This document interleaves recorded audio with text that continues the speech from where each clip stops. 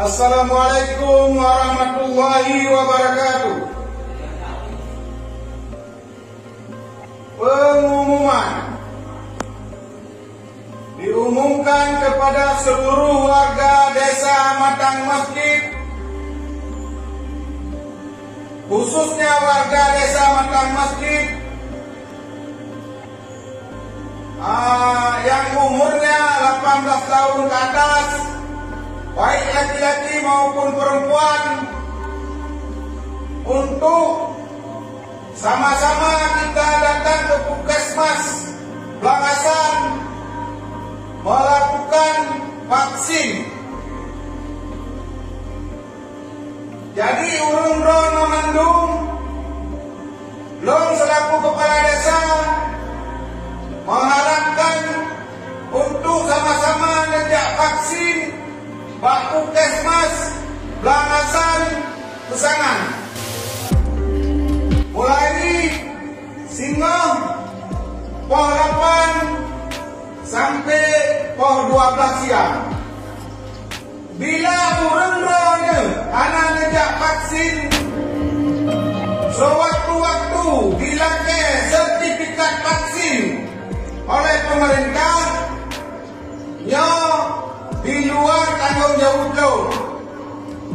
Karena sertifikat vaksinnya akan berguna ke depan dalam pengurusan administrasi non di kampung dan di kecamatan, terus sampai ke provinsi.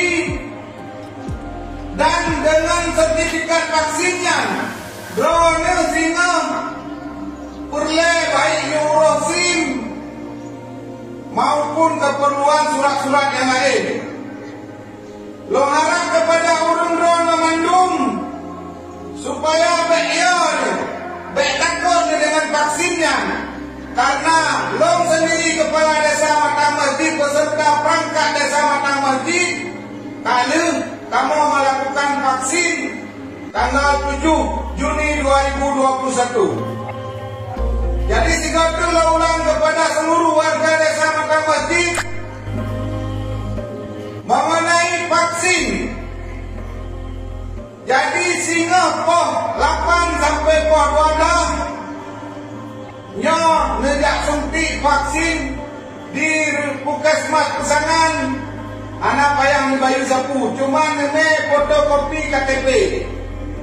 Bila anak ngejak vaksin lampadu murahnya, karena ini vaksin gratis, sehingga bila ada anak sertifikat ngejak vaksin, payah dibayar lebih kurang sekitar 800 per jiwa. Bila ada anak ngejak vaksin dalam masa gratisnya, maka ke depan drone harus disediakan uang untuk dibayar vaksin lebih kurang 800 rupiah. Bila memang ada vaksin,